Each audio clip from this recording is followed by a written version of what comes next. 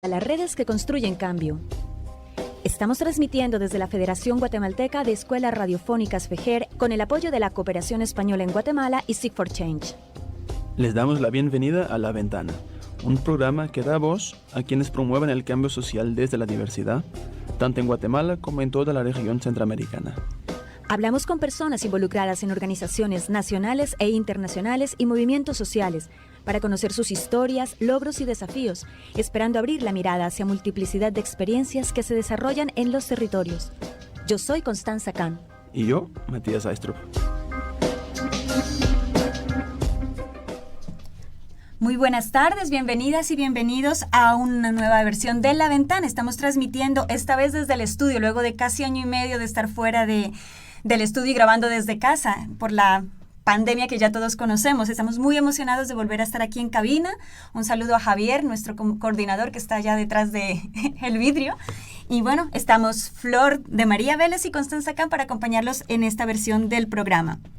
Recuerden que hace algunos días se llevó a cabo en Glasgow, Reino Unido, la Conferencia de las Naciones Unidas sobre el Cambio Climático, la COP26, que fue bastante sonada en todos los medios de comunicación. El objetivo de este espacio fue buscar acelerar la acción climática para frenar el cambio climático en los diferentes países. Cerca de 200 representantes de estados y diferentes gobiernos asistieron a este espacio y también se contó con la participación de muchos activistas que están luchando por la justicia climática.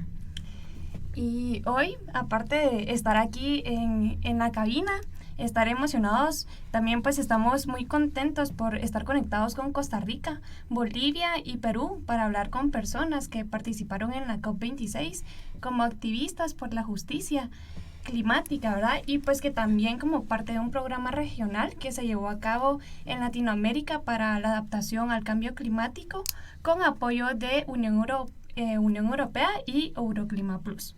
Euroclima Plus es el nombre del programa, ¿verdad? Es un programa regional. Exactamente, a nivel internacional. Y que cuenta, creo que varios implementadores. Está la Cooperación Española, la AECID, está, si no estoy mal, la Agencia Francesa y la GIZ, pero bueno, de esto nos va a hablar ahora más en profundidad Juan Enrique García, quien es responsable de Euroclima Plus en la AECID en Costa Rica. Bienvenido, Juan Enrique, muchas gracias por estar aquí en La Ventana. Muchas gracias a vosotras, buenas tardes y también para vosotras y para todos los oyentes que nos están escuchando. Sí, efectivamente, yo soy responsable de programas de la Agencia Española de Cooperación Internacional para el Desarrollo. Estoy basado en la oficina nuestra en San José, en Costa Rica, porque desde esta oficina, que es una suerte de unidad técnica especializada en medio ambiente y cambio climático, apoyamos la gestión de varias iniciativas en toda la región, en Latinoamérica y el Caribe, en materia de medio ambiente y cambio climático, ¿no? Nos coordinamos con el resto de nuestras oficinas en los diferentes países y, por supuesto, con nuestra sede en Madrid.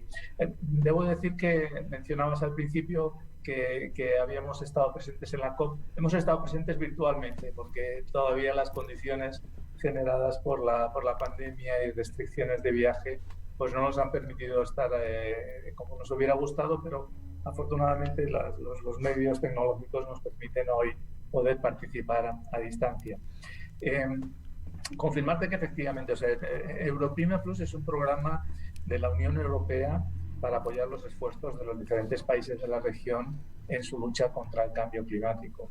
El programa tiene ya más de 10 años de vida, ha atravesado diferentes etapas y en la última etapa, a partir del año 2017, cambia su modo de operación, la Unión Europea le dota de más fondos y la gestión del mismo se realiza a través de 7 agencias. 5 agencias de los Estados miembros, concretamente la GIZ alemana, por parte de Francia, Expertise France y la Agencia Francesa de Desarrollo, y por parte de España, la FIAP, una fundación internacional, y la Agencia Española de Cooperación Internacional para el Desarrollo. Estas 5 agencias, junto con 2 agencias internacionales de Naciones Unidas, CEPAL y ONU Ambiente. En esta última etapa, el programa se orienta muy claramente a apoyar los esfuerzos de los países en el cumplimiento en concreto de sus contribuciones nacionalmente determinadas en el marco del Acuerdo de París. tanto en el ámbito de la mitigación como en el ámbito de la adaptación. Hay una voluntad europea, de la Unión Europea y de sus Estados miembros, en apoyar estos esfuerzos en la región, y Euroclima es un programa que trata de aglutinar precisamente estos esfuerzos.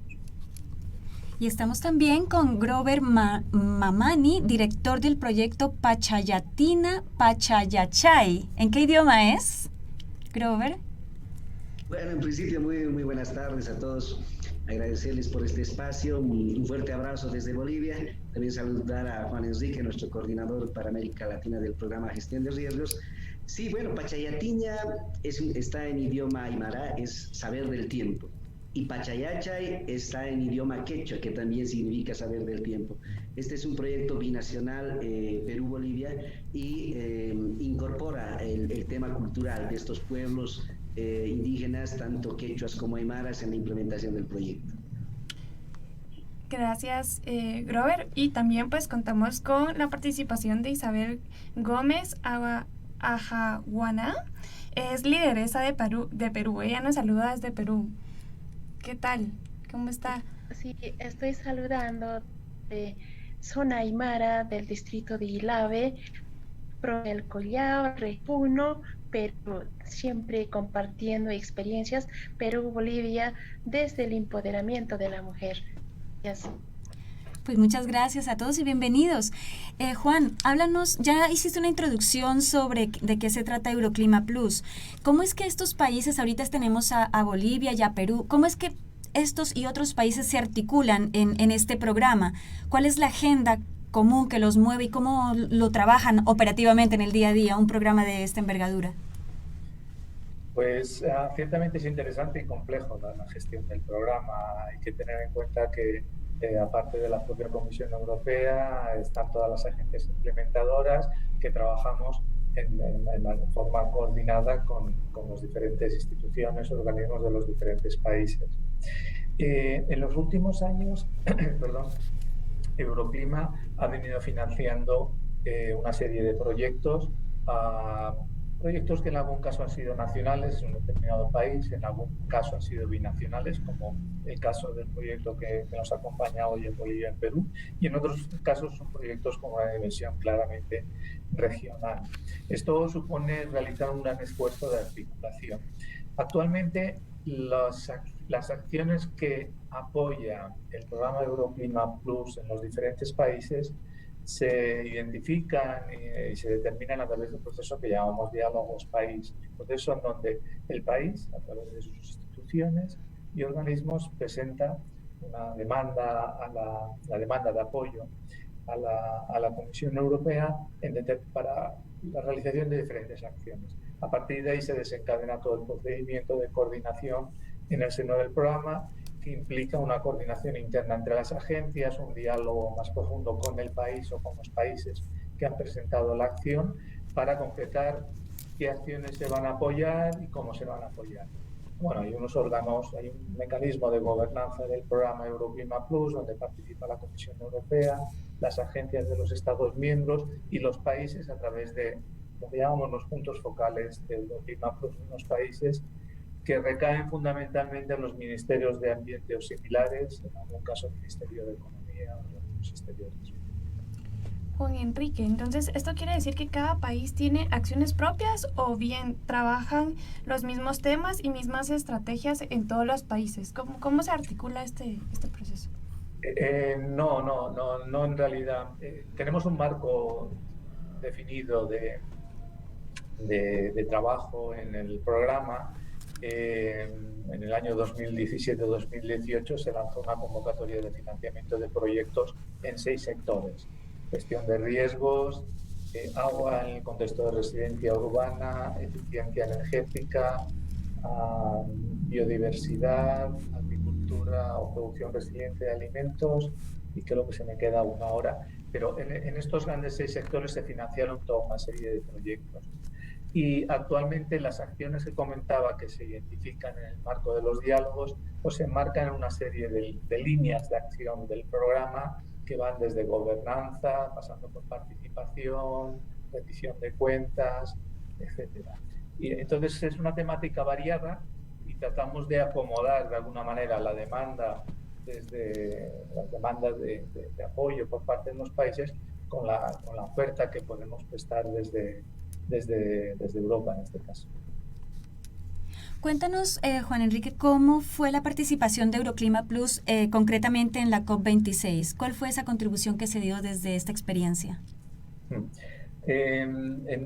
Tanto en esta COP como en la anterior que se realizó en Madrid bajo la presidencia de Chile, Euroclima como programa tuvo un pabellón que trató de ser un poco la casa de América Latina y el Caribe en el evento, en donde se dieron y se han dado recientemente en Glasgow multitud de eventos organizados en el marco del programa Euroclima Plus. En el caso concreto de la agencia española, nosotros hemos promovido concretamente cuatro eventos con participación virtual, presencial, mixta, según las condiciones. Eventos en el ámbito de trabajo donde la agencia está trabajando concretamente en Euroclima Plus. Así organizamos, por ejemplo, un side event en eficiencia energética. La eficiencia energética es uno de los temas fundamentales cuando hablamos de mitigación y adaptación al cambio climático, en donde se presentaron una experiencia muy interesante a nivel regional gestionada por la Organización Latinoamericana de la Energía para el cálculo de los balances de energía útil. Usted presentó también una iniciativa muy interesante por parte de ADEME, que es una agencia francesa, para el seguimiento de indicadores de eficiencia energética. Otros dos eventos estuvieron relacionados con inclusión social y vamos a tener testimonios a continuación de ello, en donde presentamos concretamente la experiencia que se ha gestionado o que se ha desarrollado en el marco del proyecto Pacheyatiña-Pacheyachae. Uno tuvo que ver precisamente con la inclusión social en el ámbito de la gestión de riesgos y de la gestión del agua, con la experiencia en comunidades aymaras y quechua de Bolivia y Perú, y otro en donde se socializaron avances y retos para la inclusión de mujeres y grupos indígenas a través de experiencias concretas, ¿no? En este caso también se presentó un testimonio concreto de la experiencia de este proyecto. Y finalmente otra de las iniciativas que impulsamos fue la presentación de una iniciativa, valga la redundancia, muy interesante en la región centroamericana con la implementación de lo que llamamos el Centro del Clima Severo, que está gestionado por el Consejo Regional de Recursos Hídricos del SICA, en colaboración con todos los servicios meteorológicos y hidrológicos de la región, que no es más que una plataforma precisamente para la detección y prevención de riesgos por fenómenos de origen meteorológico adverso. Juan Enrique, pues estos fueron como los temas discutidos durante pues la COP26, ¿verdad? Pero a nivel de decisiones tomadas en la COP26, ¿qué implicaciones tienen en el continente latinoamericano? Bueno, si han leído las conclusiones, reflexiones sobre los resultados de la COP, pues casi todas las reflexiones apuntan a que se ha avanzado, pero se ha avanzado menos de lo que hubiera sido deseable, ¿no? Y esto afecta a todos los países de todo el mundo. En el contexto latinoamericano, pues como en otros países de otras regiones, hay retos muy importantes por avanzar hacia la mayor ambición climática. Hay ciertos movimientos, ciertas iniciativas lideradas por algunos países, como por ejemplo Chile y Costa Rica, para lograr una mayor ambición climática. Como saben, el año pasado, el 2020, los países tenían que haber actualizado sus NDCs 5 años después de la cumbre de París, que fue en el 2015. Todavía faltan países por actualizar sus NDCs. Entonces, ahí hay un reto muy importante por apuntar hacia una mayor ambición climática que permita realmente mitigar los impactos del cambio climático. Entonces, bueno, hay un gran reto en transformar o adoptar políticas tendentes hacia la descarbonización de la economía, desarrollar nuevos modelos de movilidad sostenible, de agricultura sostenible, y queda camino por andar. Se está avanzando, pero poco a poco, y realmente habría que acelerar la acción climática. Bueno, vamos a ir a una corta pausa y volvemos en breve para seguir hablando con Grover Mamani e Isabel Gómez, quienes nos acompañan desde Bolivia y desde Perú.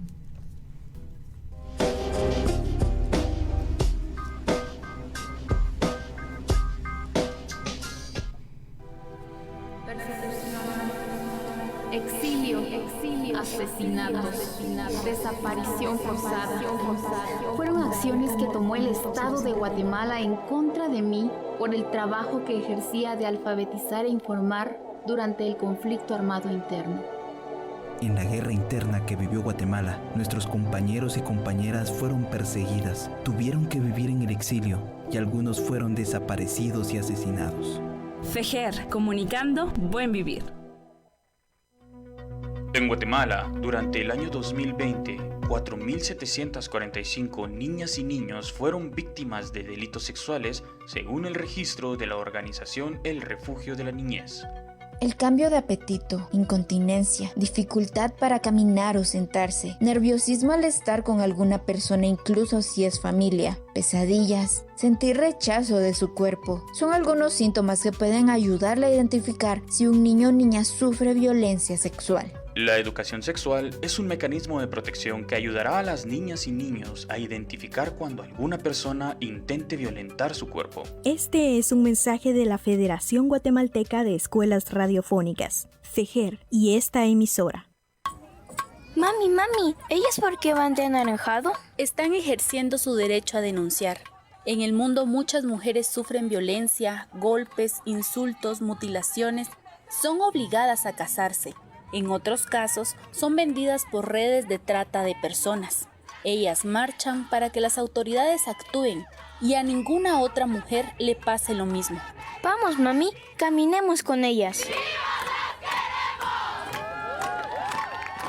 Informar y educar a las nuevas generaciones sobre los derechos de las mujeres es la herramienta de transformación. Construyamos una vida libre de violencia para las mujeres. Este es un mensaje de la Federación Guatemalteca de Escuelas Radiofónicas, FEJER, y esta emisora. Niduheño, onda roma hama garina ukeisi wagia. Aba umale higir waguchaguon. Ya llegaron nuestros parientes de Yurumey. Vamos a recibirles. 26 de noviembre, Día del Yurumey Garífuna. Llegada del pueblo garífuna a Ishimuleu. Este es un mensaje de la Federación Guatemalteca de Escuelas Radiofónicas, FEJER, y esta emisora. En nuestra sección virtual del noticiero Mayacat, Perfiles, no te pierdas este 19 de noviembre en las redes sociales esta entrevista con Gloria Morales, quien nos cuenta cómo ha sido romper estereotipos desde la comunicación comunitaria. Radio FEJER, comunicando buen vivir.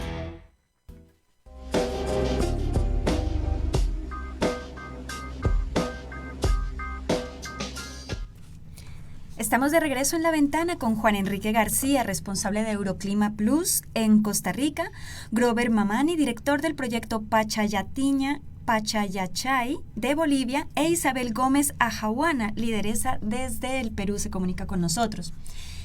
Retomando el tema de la participación de Euroclima Plus en los diálogos de la COP26, hay dos temas que están bastante fuertes en los movimientos sociales. Y aquí en Guatemala también bastante fuerte, dado que Guatemala es un país en donde la mayoría de su población pertenece a pueblos ancestrales de origen maya. Y también hay pueblos garífunas y xincas. Entonces, el tema de la participación de los pueblos ancestrales, de los pueblos indígenas en las decisiones climáticas, y por ende también la participación de las mujeres indígenas, es algo de lo que se viene hablando y que poco a poco han venido ganando mucho espacio a través de ese activismo y de esa lucha por la justicia climática. Quisiéramos hablar, Grover, sobre cuál es esa perspectiva desde los pueblos indígenas latinoamericanos, cómo se viene generando ese diálogo intercultural de cara a generar estas transformaciones, a esta incidencia en políticas orientadas a frenar el cambio climático.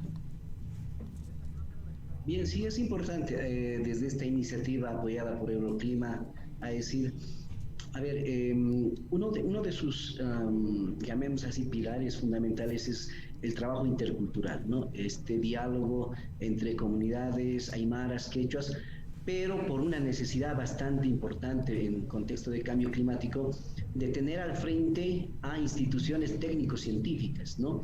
Para que de manera conjunta puedan dar una respuesta a los efectos del cambio climático.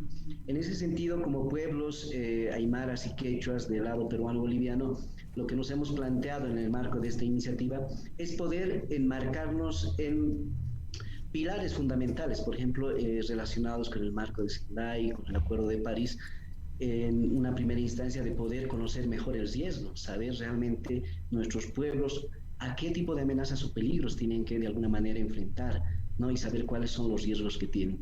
En ese sentido, es importante poder desarrollar ciertos conocimientos que son muy importantes para que también estos mismos puedan servir, generar mayor capacidad adaptativa, ¿no? Adaptación a nuevos escenarios que realmente se van presentando.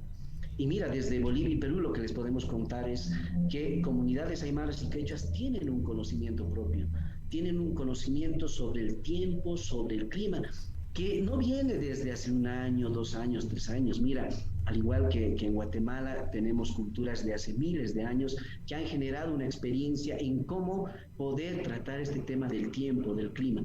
Entonces, lo que hemos buscado desde esta iniciativa es poder plantear un servicio climático intercultural. ¿A qué nos vamos con un servicio climático intercultural? Un servicio climático que esté en base a un diálogo, en base a conocimientos de lo que realizan los servicios meteorológicos y hidrológicos de Bolivia y Perú relacionados a los conocimientos locales. Nuestras comunidades generan ciertos pronósticos a partir de la observación de plantas, animales, nubes, el comportamiento que estos tienen para poder decir si mañana vamos a tener una helada, una granizada, o si va a haber sequía, o cuándo debemos sembrar nuestros cultivos. Pero este conocimiento asociado a lo que son los servicios meteorológicos de Bolivia y Perú realmente nos permiten contar con una información más eficiente, que pueda servir y estar más al alcance de nuestros productores, que en el caso de esta iniciativa han venido sufriendo los efectos de la sequía. Entonces, ese es un elemento fundamental, rescatar ese conocimiento de nuestras comunidades y poder ser también parte de la solución a este problema en el contexto de cambio climático.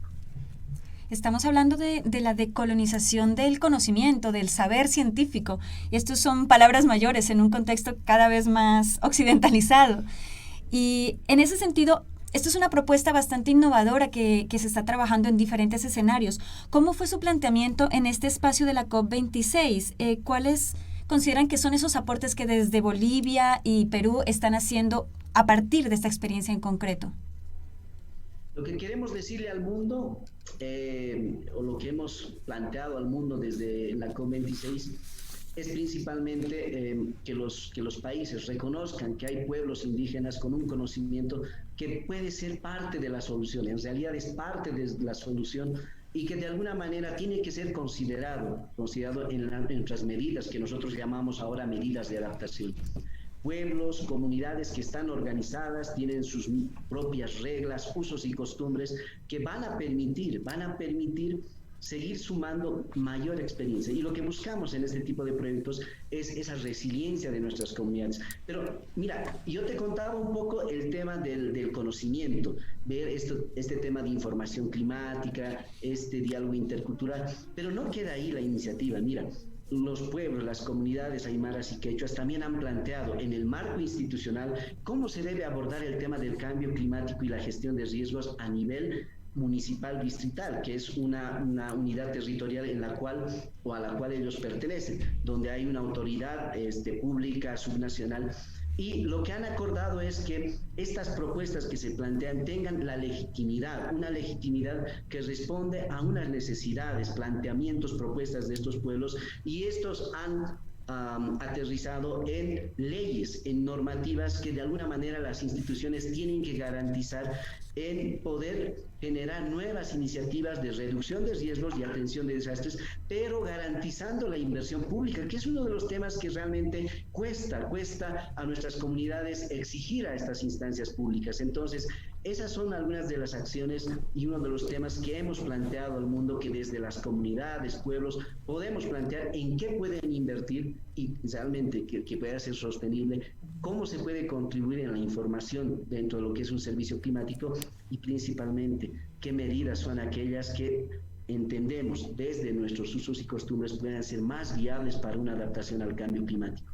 Eso es lo que le hemos mostrado al mundo, a los países, que también las comunidades no están estáticas, sino están en una dinámica de poder hacer nuevos planteamientos, de poder mostrar nuevas alternativas. Bueno, y desde una participación desde la mujer, ¿verdad? Isabel, ¿cómo poner en valor esos saberes y esas prácticas ancestrales para la adaptación del cambio climático desde el punto de vista de mujeres aymaras y quechuas en Bolivia y en Perú, ¿verdad? ¿Cómo abordan esa plataforma de los pueblos indígenas contra el cambio climático en Perú?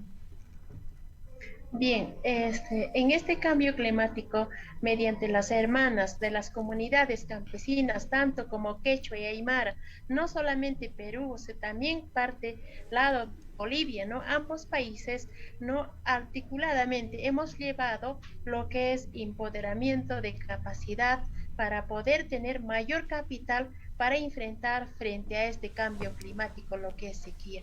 Por ejemplo, como ha dicho el ingeniero, ¿no? Hermano Grover, ¿no? Por ejemplo, se han rescatado los conocimientos ancestrales que ellos siempre milenariamente han llevado. Y esos, por ejemplo, tenemos para pronosticar tiempo, clima. Con todo esto, nosotros, la campaña agrícola, protegemos y garantizamos lo que es la seguridad alimentaria. Y de esa manera, ¿no? Estamos trabajando las hermanas quechuas y aymaras, ¿no? Por ejemplo, previniendo las granizadas mediante sus señas biológicas, por ejemplo, mediante sus plantas, mediante sus animales, mediante los hasta del sueño. Así, de esa manera, ellos están viniendo, ¿no? Pronosticando y previniendo también frente a heladas, sequías, veranillos y otros también, y toman una decisión con lo que es mediante esas señas. También pronostican lo que es las hermanas, ¿no? Más que todo las hermanas y las niñas, siempre uniendo la familia. Ellos pronostican para clima, cómo tomar decisiones, variedades nativas, por ejemplo, toma de decisiones. Ellos pronostican, ¿no? Cómo planificar, ¿no? Qué variedad utilizar, por ejemplo, en agrobiodiversidad, variedades resistentes frente a sequía, variedades resistentes frente a cambios climáticos, por ejemplo, heladas, podría ser granizadas. Frente a eso, las hermanas venimos luchando, ¿no? La interculturalidad nos une a nosotros, diálogo con la Pachamama también, haciendo los rituales, pidiendo permiso de la Pachamama para poder hacer nuestros cultivos y así para campaña agrícola asegurar nuestra seguridad alimentaria. Pues estas acciones, creo que al recopilarlas dan respuesta a la frase que es nuestro mundo, nuestra dignidad y nuestro futuro. Y que es esa pues resiliencia ante los riesgos de desastres, ¿verdad? Entonces, en un marco de Sendai, ¿cómo nos podría explicar esto? ¿Cómo funciona este marco de Sendai? Esto funciona, ¿no? Frente al liderazgo también de las mujeres, ¿no? En la familia, ellos casi género. Proyecto Pachayatiña no se ha trabajado tanto de género, sino trabajó de la familia. Integran papá, mamá, los hijos, la abuela, si está, entonces nietos, entre todos unen, planifican sus trabajos. ¿Y quién planifica? La mujer. Por eso empodera las mujeres para enfrentar esta lucha, ¿no? Para cambio climático, con la finalidad de que podrían asegurar los alimentos para la familia. Yo te escucho, Isabel, y me emociona mucho porque ese discurso de la Pachamama, yo soy de Colombia, del sur de Colombia, un pueblo también con gran población indígena, pero que ese mismo discurso de la Pachamama como un ser vivo, ¿no? De la naturaleza como un ser vivo del cual somos parte, no el centro, sino parte, vivir en armonía, del el buen vivir, es algo que escucho también mucho en los diferentes pueblos maya aquí en Guatemala. ¿Cómo es posible que este discurso, este posicionamiento desde las mujeres indígenas, sea escuchado ante sistemas políticos o ante sistemas de los conglomerados empresariales, industriales que no miran más allá de generar dinero y generar capital, ¿no? ¿Cómo incursionar, cómo convencerles, seducirles que más allá de lo netamente comercial es la supervivencia de la raza humana, de la especie humana, la supervivencia del planeta como nosotros parte de él? ¿Cómo ustedes plantean este discurso en estos otros escenarios menos conectados con la vida, con la Pachamama, con la espiritualidad? Nosotros, por ejemplo, al mundo queremos decir, ¿no?, de que ese es nuestro, quien nos cría. La Pachamama es lo que nos cría a nosotros. Por eso tenemos ese diálogo. Y ese diálogo debe ser reconocido. Por ejemplo, nuestras hierbas medicinales, nuestras hierbas, plantas o animales que nos dan señales. Inclusive también podemos decir diálogo con la Pachamama, ¿no? Tener esa confianza, ¿no?, de ganar esa energía positiva para nuestros trabajos, para nuestras actividades programadas, hasta para estudiar, ¿no? Entonces, empoderarnos, siempre dialogar con la Pachamama. Entonces, eso, los costumbres se debe respetar, ¿no? Se debe reconocer lo que es de nosotros. No podemos empoderarnos con los, de repente, con los científicos que nos podrían, sino articular y así enriquecer, ¿no?, los conocimientos para el desarrollo de nuestras familias en las comunidades quechuas y aymaras, tanto como Perú y Bolivia. Bueno, Grover, y nos gustaría pues abordar un poco sobre los avances en el contexto del acuerdo de Escazú en sus países, ¿verdad?, a nivel regional. ¿De qué manera está caminando, verdad? ¿De qué manera se muestran esos avances con acceso a la justicia en asuntos ambientales en América Latina? Por ejemplo, varias actividades que se ha trabajado dentro del proyecto Pachayatiña, actividades como cosecha de agua, también saberes ancestrales, dentro de eso en cosecha de agua en diferentes lugares también, por ejemplo, al lado Perú, que se ha trabajado en los 4 distritos, en lugares bofedales se ha dado hasta cría de agua, cosecha de agua mediante bofedales, en lugares donde no hay montañas, o sea que no hay bofedales, se ha cosechado agua, recurso hídrico mediante sus propios techos de sus casas, ¿no?, de las calaminas, techos de calamina, se ha puesto las choreras y ahí se ha cosechado, tiene un depósito de agua y así se cosecha para tiempos, como suplementario para tiempos de veranillo. Entonces, eso es una que nos da vida, ¿no? Agua nos da vida, entonces en esa forma está dando. Y esta agua cosechada nos sirve para poder utilizar en nuestros biohuertos, y dentro de biohuertos están las hortalizas que consume la familia, y el resto de recurso hídrico sirve para poder regar dichas hortalizas mediante riegos por goteo, y en otros también en riegos de aspersión. En riegos de goteo, lo que necesita la planta regamos. En esa forma administramos poca agua que se ha cosechado durante tiempos de lluvia, entonces en los tiempos de veranillo o la sequía hasta donde. Y eso es una iniciativa, pero nosotros más queremos trabajar más cosechas, más potañas, para que la vida también nos favorece buena salud y así para poder empoderar nuestra alimentación de nuestra familia. Bueno, vamos a ir a una última pausa y volvemos en breve para que sigamos hablando sobre este programa, El Saber del Tiempo, y el apoyo que reciben de Euroclima Plus.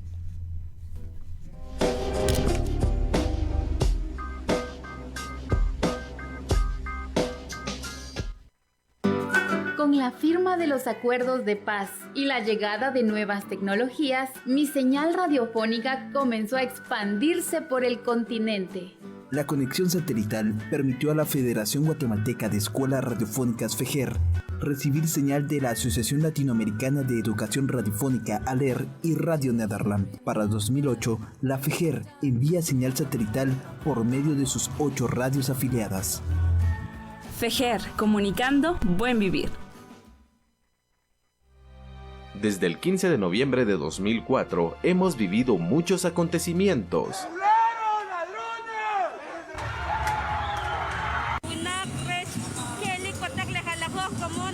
Esa falsa fiesta cívica que han impuesto los criollos. Hemos compartido la sabiduría de las abuelas y los abuelos. Camé es el Día de los Muertos. Bats, Rjalbenk Aslimal Bentanakana, Kshon Riil Chka Aslimal. Kat Uchektesu Aninte Kohyarir, Tuaima Vampanir. Agradecemos que nos permita informarle en su diario vivir. Informativo Intercultural Mayacat, informando desde los territorios. A través de la oportunidad de los medios alternativos se ha permitido justamente que las mismas comunidades y especialmente periodistas comunitarios puedan ejercer esta labor a pesar de esas dificultades, de amenazas, de intimidaciones y muchas otras actos que se puedan sufrir. El periodismo comunitario aporta brindando información real desde el sentir de la gente, de las comunidades. Periodismo comunitario es lo que hace a las comunidades. En un país donde el periodista es criminalizado, perseguido, desprestigiado y encarcelado, no hay democracia. Este es un mensaje de la Federación Guatemalteca de Escuelas Radiofónicas, FEGER, y esta emisora. Nos vamos a unir. Son nuestros parientes, nuestras raíces, garífuna como nosotros. Ya llegaron nuestros parientes de Yurumey. Vamos a recibirles. 26 de noviembre, Día del Yurumey Garífuna. Llegada del pueblo garífuna a Ishimuleu. Este es un mensaje de la Federación Guatemalteca de Escuelas Radiofónicas, FEGER, y esta emisora. En nuestra sección virtual del noticiero Mayacat, Perfiles, no te pierdas este 19 de noviembre en las redes sociales esta entrevista con Gloria Morales, quien nos cuenta cómo ha sido romper estereotipos desde la comunicación comunitaria. Radio FEGER, comunicando buen vivir.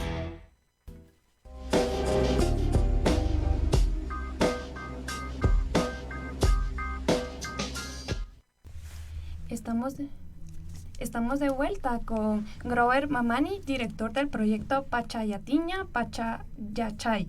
También con Isabel Gómez Ajaguana, lideresa de Perú. Y también con Juan Enrique García, responsable de Euroclima Plus en la ESI de Costa Rica. Juan Enrique, sabemos que Costa Rica tiene una amplia experiencia en la construcción de consensos y políticas públicas, ¿verdad?, que han mostrado experiencias positivas.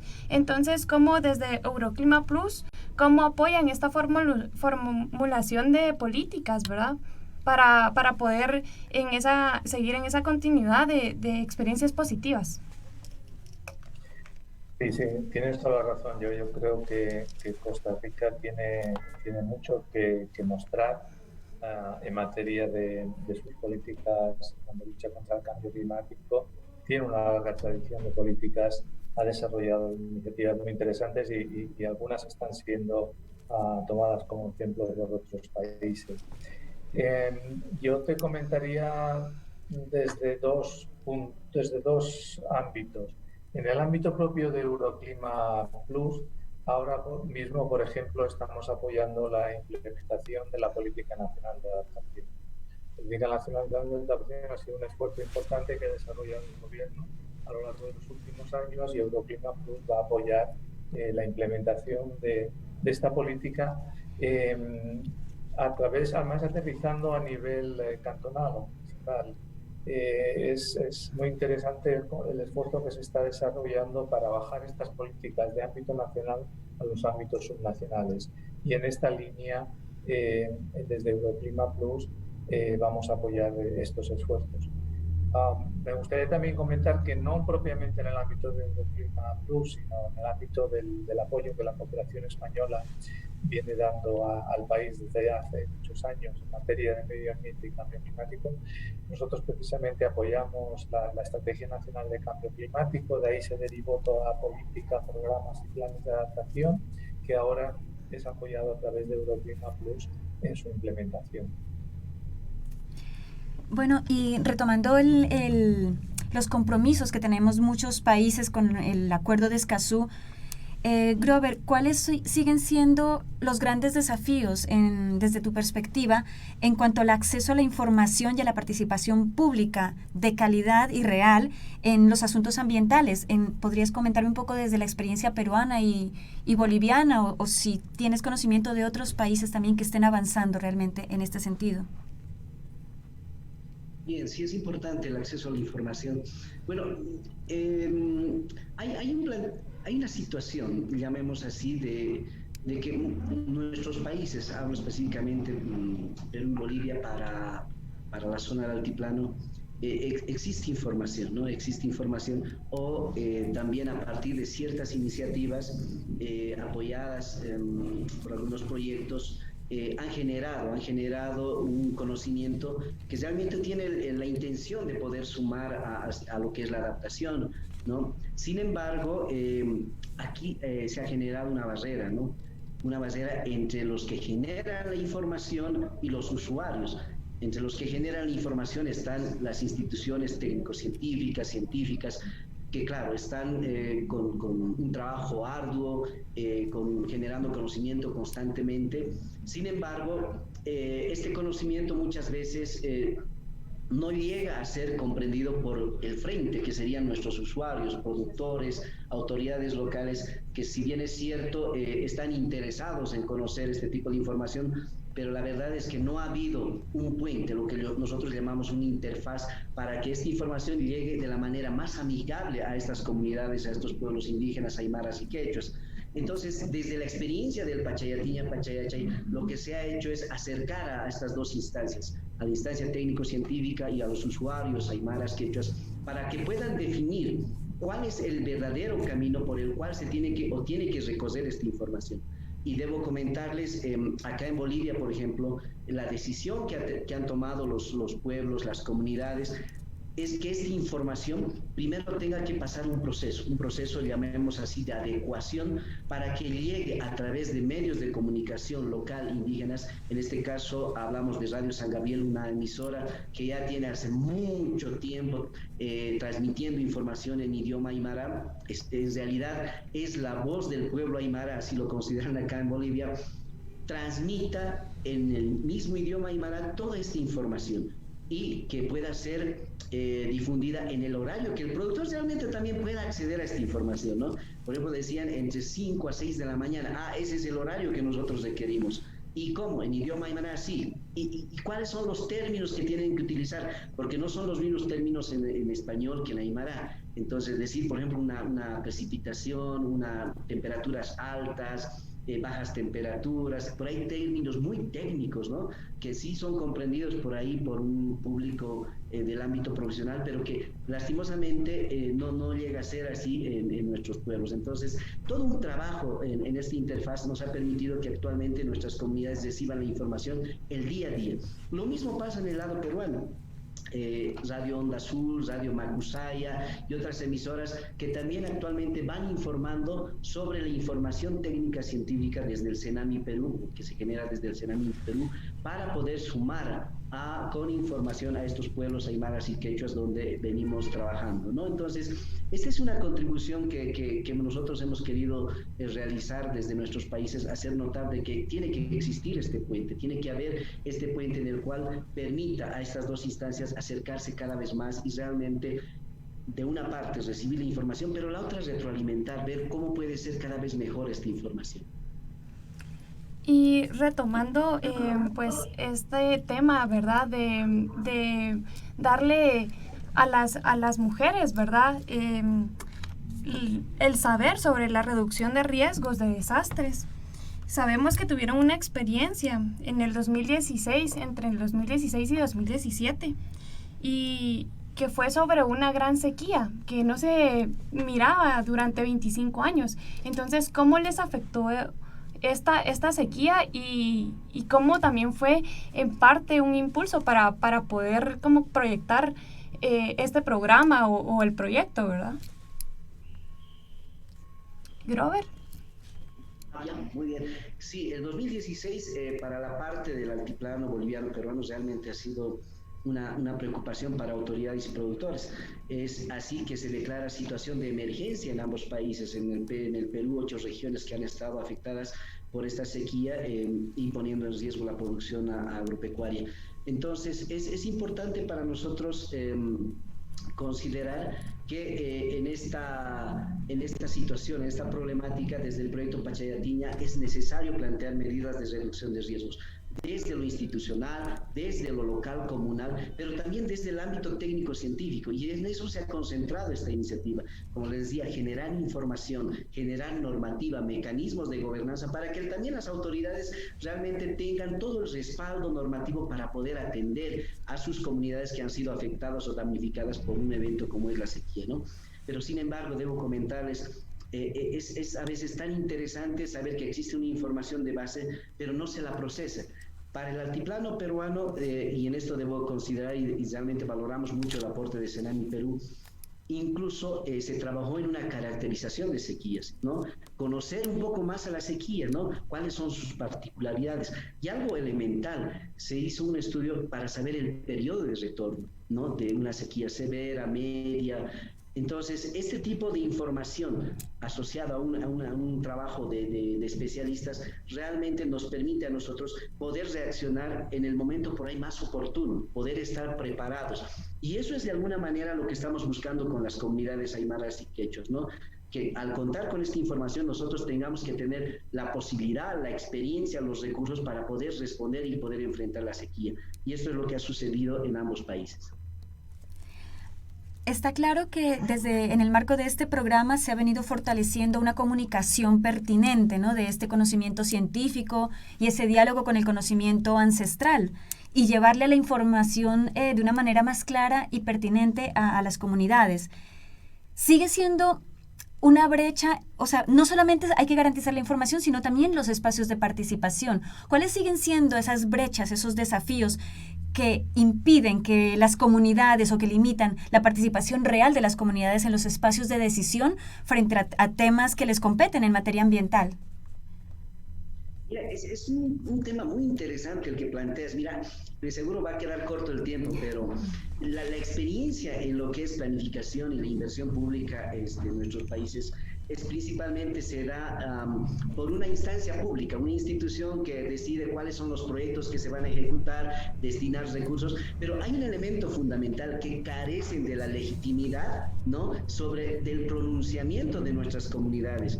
Y eso es lo que el Pachayatiña ha querido, sumar a los espacios que tienen nuestras comunidades, ¿no? Y hacerlos partícipes a las autoridades institucionales y que reconozcan, ¿no? Estos planteamientos que tienen y están enmarcados por ahí, no en el concepto, llamemos así, dentro de las comunidades de reducción de riesgos, pero que en el fondo sí buscan, ¿no? Reducir el riesgo frente a sequías. Entonces, mira, desde el trabajo que se ha planteado junto a organizaciones locales, campesinas, bueno, lo que ha abordado el proyecto es primero considerar y respetar a las organizaciones campesinas, marcas, AILUS, ¿no? Sindicatos agrarios que de alguna manera tienen sus formas, lo que nosotros acá llamamos los usos y costumbres, formas de organización, formas incluso de poder enfrentar a ciertas amenazas. En ese sentido, lo que se ha hecho es que autoridades participen de los espacios que tienen estas marcas, AILUS, sindicatos agrarios, para que puedan rescatar aquello que realmente para las comunidades es importante para la reducción de riesgos. Y todos estos planteamientos han ido en lo que es un plan de gestión de riesgos. Llamemos así, una comunidad dice, bueno, frente a la sequía nosotros planteamos utilizar variedades de semilla más resistentes. No, otra comunidad plantea, sí, tenemos que apuntar más a la cosecha y a la siembra del agua. Y así planteamientos, alternativas que van desde la experiencia del productor. Entonces, lo que ha hecho los gobiernos municipales son rescatar todas estas alternativas, todos estos planteamientos en lo que son los planes de gestión de riesgos. Planes de gestión de riesgos que sí te puedo garantizar tienen la legitimidad, porque vienen desde las comunidades y ellas mismas van a poder luchar para que estas autoridades a largo plazo o en el corto plazo puedan implementar, ejecutar todo su contenido. Entonces, ese es el camino que hemos optado y lo principal, tener normas legítimas de las comunidades incluidas en lo que es la parte pública. Normas que puedan garantizar en el tiempo la inversión pública de estos planes que se han construido. Isabel, háblanos sobre esos retos, esos problemas que encuentran las mujeres indígenas a la hora de encontrar esos espacios de participación en la toma de decisiones en materia ambiental. ¿Cómo es en tu comunidad, por ejemplo? En esas tomas de decisiones, por ejemplo, las mujeres, las hermanas focalizadas que han trabajado, ¿no? Ellos ya no es como antes, sino ahora ya llevan ese reto de liderar en las comunidades, mediante algunas ya participan como presidentas de las comunidades, otros también están como tenientas gobernadoras, aparte de liderar, de sacar adelante a sus familias. En esa toma de decisiones ellos tienen, ¿no? Proponen lo que es conocimientos ancestrales para toma de decisiones, para campañas agrícolas, para, por ejemplo, para poder decidir lo que es de los Ainocas, ¿no? Entonces, en Ainocas también están llevando ellos lo que es rotación de cultivos, rotación de Ainocas. Entonces, ellos ponen, ¿no? Esa fuerza de conocimiento, de vivir, también empoderarse para luchar frente a este cambio climático, ¿no? Entonces ellos con todos los conocimientos, gracias al proyecto Pachayatiña, ya saben cómo cosechar agua, ya saben cómo reemplazar los fertilizantes con abonos orgánicos. Ellos ya han aprendido en agrobiodiversidad, semillas garantizadas frente a la sequía, qué semillas, qué variedades, lugares, planificar en qué parte sembrar mediante sus conocimientos ancestrales, lo que es señas biológicas, ¿no? Señas que ellos pronostican tiempo y clima. Entonces, así ellos llevan hacia adelante en nuestra comunidad. No solamente eso, ¿no? Entonces, utilizar nuestro recurso hídrico y en qué forma administrar. En caso de animales igual, ¿qué animales cuando vendría sequía de 3 años consecutivos, qué animales podría resistir? Por ejemplo, en crianza de animales menores, el cuye consume poca agua y eso puede llevar adelante en sequía a la familia. En zonas altas, por ejemplo, la llama, ¿no? Crianza de llama, y eso también puede llevar adelante a la familia en seguridad alimentaria, porque llama no consume mucha cantidad de agua como en comparación con otros animales, por ejemplo vaca, ¿no? Entonces esos animales ellos ya están preparados. Aparte de eso, también en las hermanas, ¿no? Toman una decisión de que almacenan sus alimentos, parte agrícola, por ejemplo, parte pecuaria, las chalonas, y así para los animales también mediante vacas, super ensilados, ellos también así trabajando, así preveniendo ya, o sea, preparándose para un tiempo de que pueda venir sequía de 2-3 años. Entonces ellos, y eso también nosotros queremos compartir, ¿no? Las experiencias que se ha ganado de los 4 distritos en diferentes zonas, pisos psicológicos, tanto quechuas y aymaras, no solamente Perú, también los hermanos bolivianos, también han trabajado de esa manera y todos queremos hacer conocer si se puede, ¿no? Que prepararse y empoderar, y las mujeres como familia siempre trabajan adelante. Bueno, lamentablemente se nos ha agotado el tiempo, pero nos quedamos con esas experiencias y todo lo que nos han compartido acerca de cómo las mujeres de Perú, Bolivia, ¿verdad? ahumaras y quechuas protegen en el ámbito del cambio climático, protegen en sus comunidades, sus hábitats naturales, también teniendo la prevención de riesgos, ¿verdad?